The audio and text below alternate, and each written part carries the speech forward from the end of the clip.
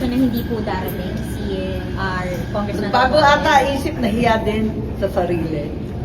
Nagbago ang isip, hindi na a-attend ang information ninyo. Kasi ang dating narinig ko, magiging state witness, siya ang magiging star witness, bibigyan ng witness protection. Pwede ba naman yun?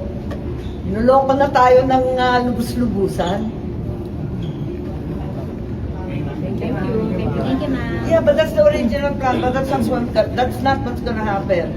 Ang mangyayari ngayon, magre-recant ang mga testigo. Panoorin ninyo, sigurado ako dyan. Isa-isa yan, na biglang babaliktad.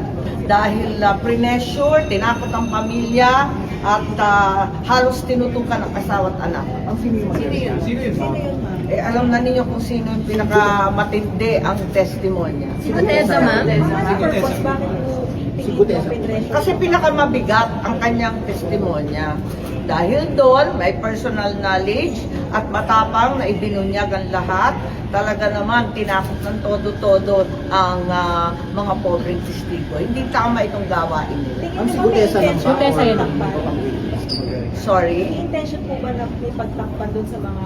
Eh, syempre, klarong-klaro talaga. At alam naman namin na may iba pang mga testigo na pinipigilan na magsalita at ayaw kumbidahin. Ma'am, to clarify, si Gutesa. Sa palagay ko, kahit ano pang mag-recant dyan, kahit ano pang mangyari, kahit si Gutesa man at yung iba pang Marines ay magbaliktaran.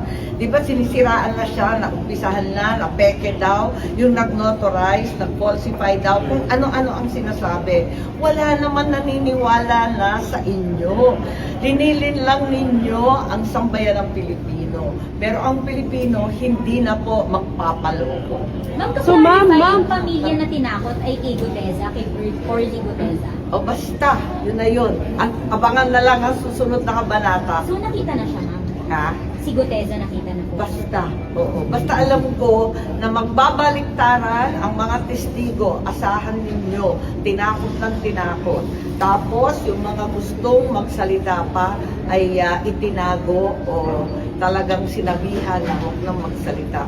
Pero ang buong kapulungan, nalalaman ang katotohanan. Nakita naman natin ang daang-daang namatay sa flood control. Nakita naman natin ang mga bahay na nasira. Alam naman natin ang katiwalian at kilala natin ang mga mukha ng mga gumawa. Ma'am, sino yung nasa likod ng pananakot? Sorry. Nasa likod ng pananakot? Oo naman. Sino? Sino, ma'am? Sino? Hindi ko alam. Yung mga kaya manakot at yung mga takot na sila ang madadali. Okay.